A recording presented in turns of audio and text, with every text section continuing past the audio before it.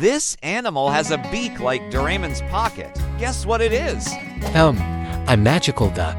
No, it's a pelican. Their beak pouch can hold up to 13 liters of water. So, it's like a walking water bottle. Not for drinking. They use it to scoop up fish, filter out the water, and swallow their food whole. Wow, a natural fisherman. But what do they eat if there are no fish? Sometimes other birds or even baby pelicans. What? I thought they were just fishermen, but they're predators too.